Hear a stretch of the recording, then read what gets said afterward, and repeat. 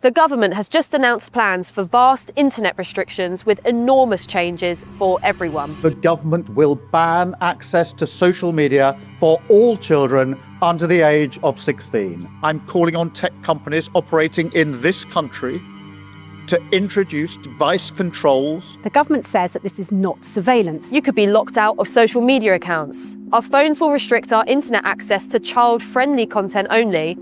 Government-mandated AI software will constantly monitor our messages, video calls and photo albums for banned activity. We can all agree that children should spend less time in front of screens and more time outside. But planned restrictions on messaging, streaming and browsing raise the potential of spyware in our pockets. Here are 5 things the government won't tell you. 5.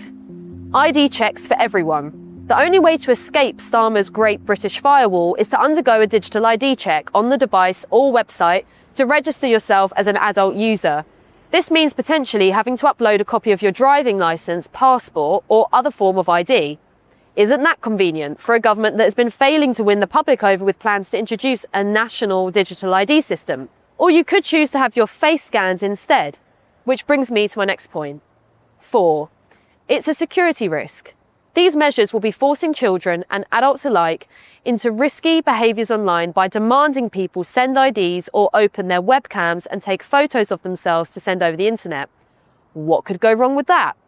Well, a lot actually. In 2025, 70,000 ID photos from age verification checks were leaked from the messaging app Discord. The same year, a dating app called T promised to delete users' face scans. On Friday, the app says hackers gained access to thousands of images on the site, including ID cards and selfies. But instead, tens of thousands of them ended up on a notorious image board.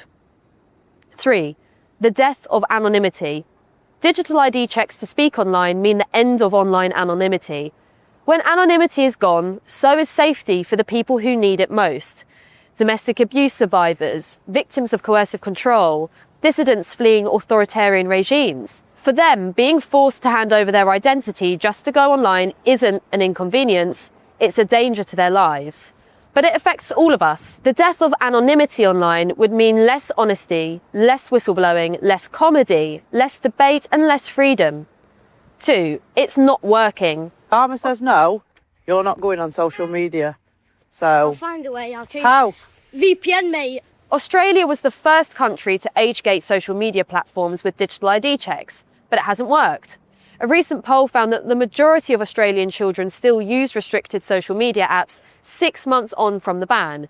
And 70% of the children who use restricted sites in Australia say it was easy to get past that ban. I know a lot of my friends bypassed it, including my little brother who used my older brother's ID to get past, and a lot of my friends just created a new account.